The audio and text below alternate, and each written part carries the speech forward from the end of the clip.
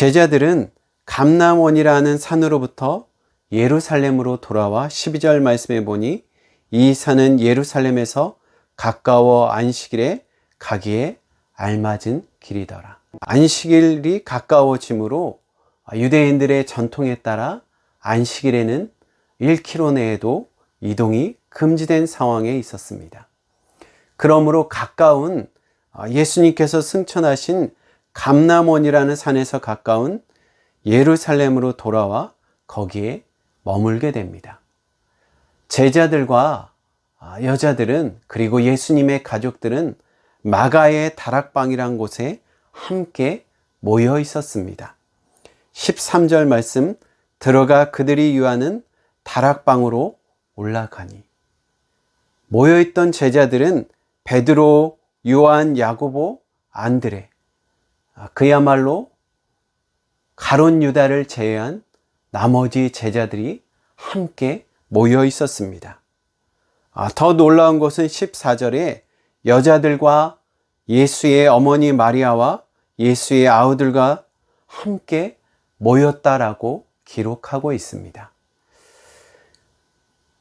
예수님을 3번 부인한 그리고 저주한 베드로, 군병들에게 잡힐까봐 옷이 다 벗겨지는 것조차, 알몸이 드러난 것조차, 창피한 것조차 잊어버리고 도망간 요한, 부활을 의심하는 도마, 그리고 모두 두려워 도망쳤던 제자들, 그 11제자들이 지금 함께 모여 있습니다.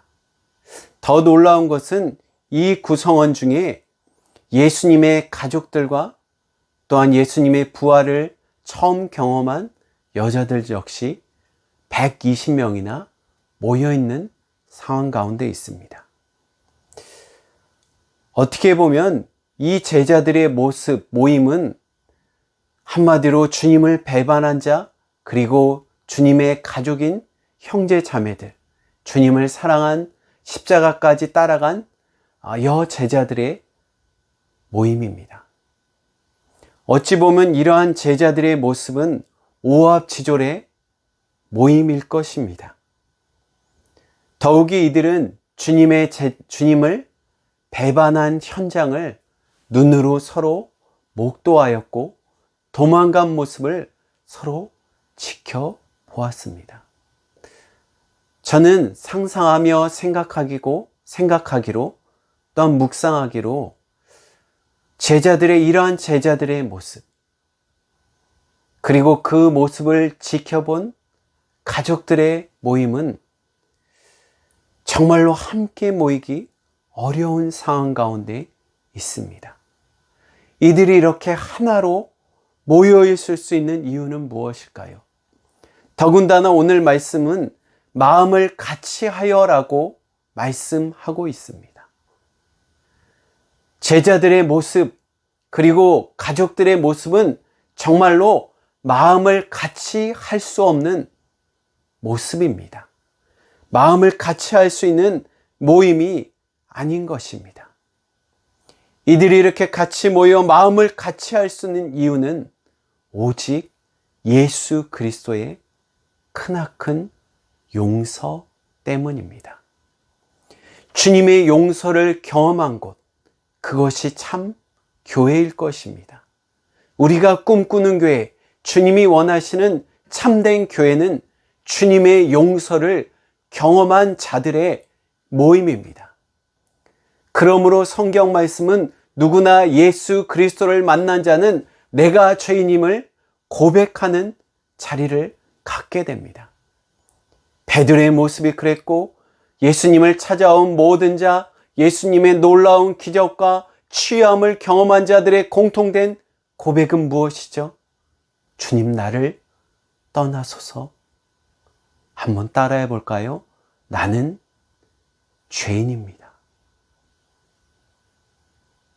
이러한 고백은 단지 주님과 1대1로 만난 상황 가운데 있는 것이 아니라 수많은 사람들이 예수 그리스도를 따르는 가운데 주님을 만난 자는 너나 없이 주님 앞에 무릎을 꿇고 주여, 나는 도저히 당신을 따를 수 없는 죄인입니다.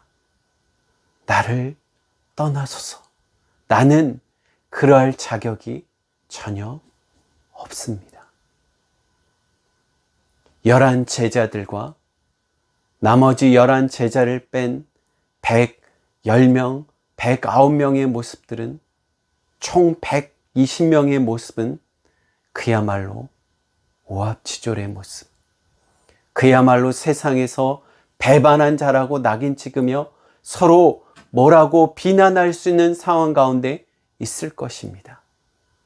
그런 그들에게 하나로 될 수 있었던 것, 주님의 용서 때문입니다.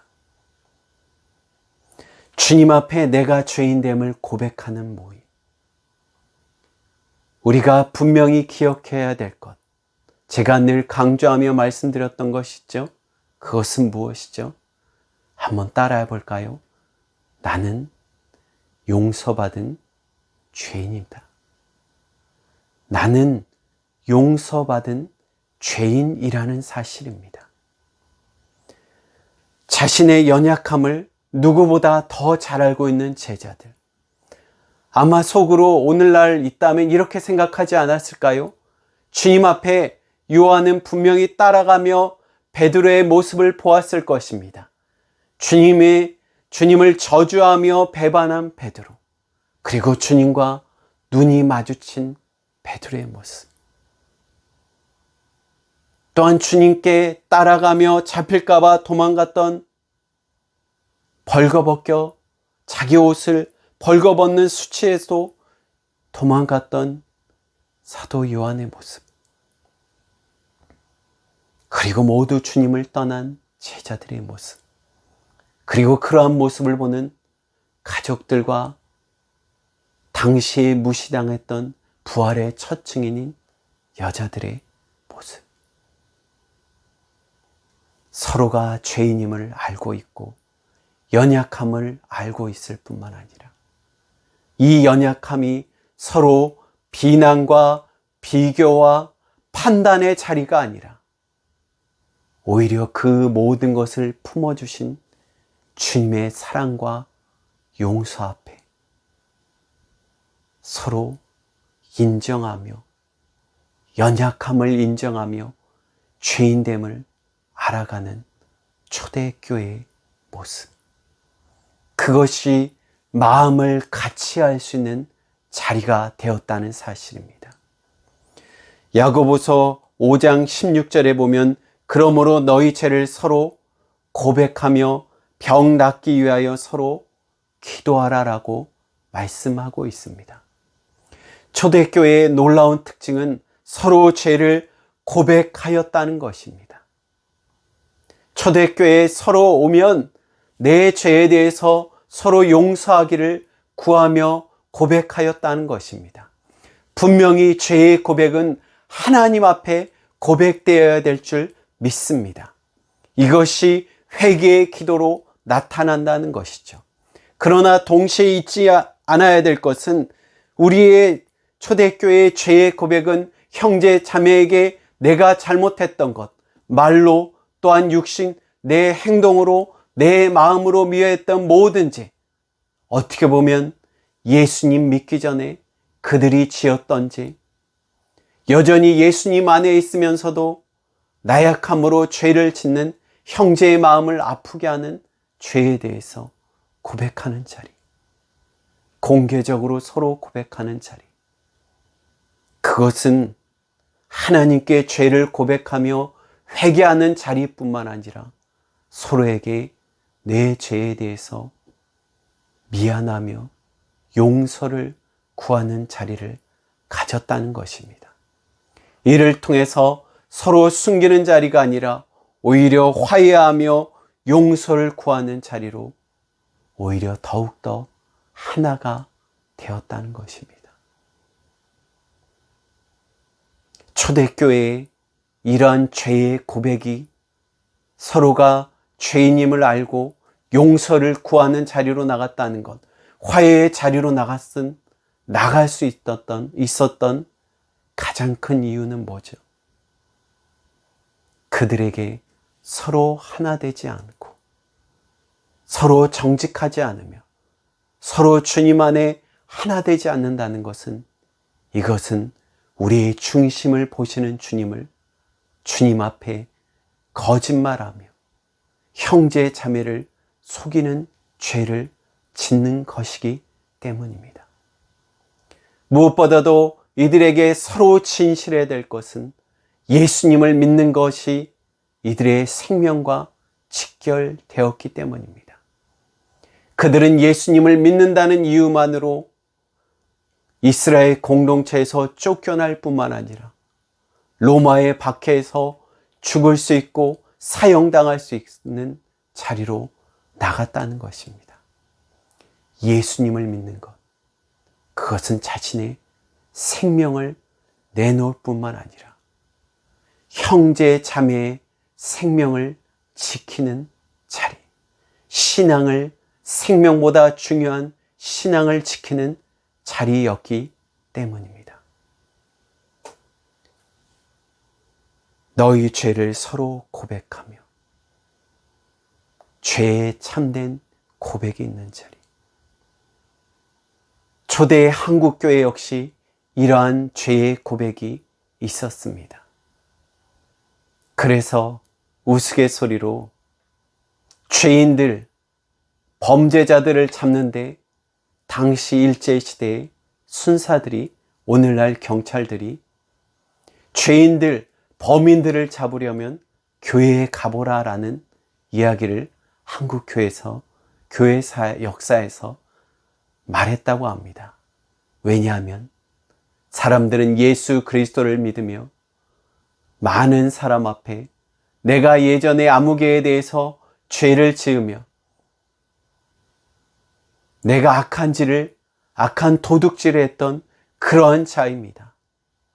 그렇지만 내가 예수님을 믿으며 내가 하나님의 말씀을 들으며 내가 죄인임을 알고 이 자리에서 고백합니다. 사람들 앞에 죄를 고백하며 하나님 앞에 죄의 용서를 구하는 자리를 통해서 한국교회, 초창기 한국교회는 참으로 예수님을 믿는 것이 무엇인지, 예수님을 믿는 자의 삶이 어떻게 변화를 일으키는지, 예수님이 어떻게 내 삶을 변화시키는지, 복음의 능력이 어떻게 역사하는지, 그것은 바로 죄인을 회개시키며 자신의 죄를 고백하며 자신이 예수님 앞에 죄인임을 고백하며 이제 완전히 달라진 삶으로 변화하였다는 것입니다. 저는요, 특별히 이러한 죄의 고백, 연약한 제자들의 모습에 이러한 모임 가운데 있었다는 모습, 그것은요, 최근 들어서 한 영화를 보며 이것에 대해서, 이 말씀을 한 주 동안 묵상하면서 많은 생각을 갖게 하였습니다.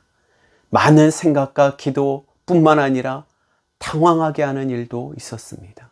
그것은 무엇이냐면요, 한 영화나 드라마에서 감옥의 옥중에 갇힌 큰 죄인이 이제 복음을 받아들이고 나는 용서받았다, 내 마음이 편하다라고 피해자 앞에서 웃으며 평안한 얼굴로 말하였다는 것입니다. 자신은 용서받았다. 정작 피해자는 그를 용서하지 않았는데 가해자인 그가 자신의 모든 죄를 용서받았다라고 평안히 웃으며 이야기하는 모습. 교회가, 그리스도인이 누가 되어야 되는가? 네, 그리스도인이 되는 것은 누구나 그리스도인, 누구나 복음의 대상이 되는 것은 분명한 사실입니다. 그러나 참 그리스도인이 됐다는 것, 그리스도인으로 복음을 받아들이며 내가 죄인이란 사실을 믿는 자는 이제 분명한 결단을 가져야 된다는 것입니다. 그것은 무엇이죠? 하나님 앞에 내 죄를 용서함을 구할 뿐만 아니라 믿음의 형제 자매 앞에 또한 나의 죄로 말미암아 피해를 입은 자에게 용서를 구하는 것. 그것이 참 용서를 받은 그리스도인, 용서받은 죄인, 우리의 모습이 되어야 될 줄 믿습니다. 교회 내에서도 서로 죄의 고백을 하는 모습. 가면 쓴 척 있으며 이전에 큰 죄를 용서받았지만 마치 내가 죄인이 아닌 것처럼 용서받은 죄인이라는 사실을 잊으며 서로 파당을 지으며 의인인 척 가면을 쓴 그리스도인의 모습. 어떤 심리학 책에 이런 이야기가 있더라고요. 제목이 가면을 쓴 그리스도인. 큰 용서를 받았지만 직분이 높아지며 교회에 오랜 시간 동안 예수 그리스도를 믿으며 소위 교회 생활을, 교회 예배의 생활을 하며 점점 우리 안에, 우리 앞에, 우리 얼굴은 가면으로 가려지고 있지 않는가요? 마치 의인인 척 다른 사람을 판단하며 성도 서로에게 약한 자의 잘못을, 어떤 죄에 대해서 파헤치는 모습. 잊지 말아야 될 것이 있습니다. 하나님께서 나와 같은 자를, 나와 같은 죄인도 용서하셨습니다. 우리의 중심을 보시는 하나님 앞에 어찌 숨길 수 있겠습니까? 우리의 중심을 보시는 하나님 앞에 어찌 지금의 죄, 과거의 죄가 아니라 여전히 교만하여 넘어지는 죄를 숨길 수 있겠습니까? 우리는 오늘도, 지금 이 시간도 하나님 앞에 용서받은 죄인, 용서받고 있는 죄인, 용서받아야 할 죄인이라는 사실입니다. 그러므로 하나님의 용서를 받은 자, 그 큰 용서를 받은 자는 주님 앞에 겸손해야 될 것입니다. 두 번째는요, 제자들이 이렇게 한 마음으로, 한 뜻으로 모여 같은 마음으로 기도해야 될 것은, 기도할 수 있었던 것은 바로 주님 앞에 용서받았다는 사실을 주님의 큰 사랑으로 용서받았기 때문이라고 했죠. 그리고 그들은 같은 마음으로 오로지 기도에 힘썼습니다. 본문 말씀 14절에 보면 여자와 예수의 어머니 마리아와 예수의 아우들과 더불어 마음을 같이하여 오로지 기도에 힘쓰더라. 주님께서 용서하셨기 때문에, 주님의 큰 사랑을 입었기 때문에, 예수 그리스도의 십자가를 통해서 교회는 같은 마음을 품었을 뿐만 아니라 한 마음으로 힘써 기도해야 될 줄 믿습니다. 힘써 기도해야 될 것이 무엇입니까? 바로 주님의 약속의 말씀을 붙들고 기도하였다는 것입니다. 우리가 읽은 사도행전 말씀 1장 말씀을 통해서 주님의 약속의 말씀은 무엇이죠? 바로 성령의 충만함을 입는 것입니다. 성령님의 임재를 통해서 하나님의 사역을 감당하는 자입니다. 오직 8절 말씀에 오직 성령이 너희에게 임하시면 너희가 권능을 받고 예루살렘과 온 유다와 사마리아와 땅끝까지 이르러 내 증인이 되리라. 주님의 약속의 말씀, 성령이 임하시면 권능을 받으리라는 이 약속의 말씀을 붙들고 힘써 기도하였다는 것입니다. 이 기도는 단지 우리 교회가 어떤 일에 1등이 되며 우리 교회가 이 지역에 어떤 놀라운 일을 행하는 그러한 이기적인 일, 우리 교회의 이름을 드러내는 일에 나타나는 것이 아니라 하나님의 능력을 나타내는 일에, 주님의 영광을 드러내는 일에 힘써 기도하였다는 것입니다. 힘써 기도한다는 것. 그것은 단지 우리의 욕심대로 구하는 기도가 아닙니다. 하나님 앞에 때를 쓰는 기도가 아니라는 것입니다. 힘써 기도하는 것. 그것은 약속의 말씀을 붙들고 나가는 것입니다. 힘써 기도하는 것은 주님께서 주님 이것을 통해서 주님의 말씀대로 이루어지게 하여 주시고 주님의 영광을 드러내는 자리가 되게 하여 주시옵소서. 힘써 기도하는 것, 하나님의 뜻대로 구하는 기도야 하나님의 말씀대로 구하는 기도의 자리가 되어야 될 것일 줄 믿습니다. 그것은 바로 예수님의 기도의 모습이 아닐까요? 십자가를 앞두시고 땀이 핏방울로 변화될 때까지, 땀이 정말 온몸에서 피가 날 정도로 기도하는 그 힘써 기도하는 가운데 주님께서 뭐라고 기도하시죠? 주님, 나의 원대로 되지 마시고 아버지의 뜻대로 되기를 원하나이다. 주님께서 할 수만 있다면 이 잔을 멀리 하시길 원하고 기도하지만 정말 땀이 핏방울이 되도록 기도하는 가운데 나의 원대로 되는 것이 아니라 아버지의 뜻대로 되기를 원하나이다. 주님의 말씀을 붙들고 힘써 기도하고 있나요? 주님의 말씀을 붙들고 정말 최선을 다하여 기도하고 있나요? 또 한 가지 물어볼 것은 우리의 기도가 정말로 힘써 기도하고 있나요? 힘써 기도한다는 것은 희미하지 않고 희미하게 두루뭉실하게 기도하는 것이 아니라 몰두하여 집중하여 기도하는 것입니다. 힘써 기도한다는 것은 내 모든 것을 일상의 시간을 내려놓고 내 최고로 중요한 시간을 하나님께만 집중하는 것입니다. 우리는 그렇게 기도하고 있습니까? 오늘날 이 시대에 정말 힘써 기도하고 있나요?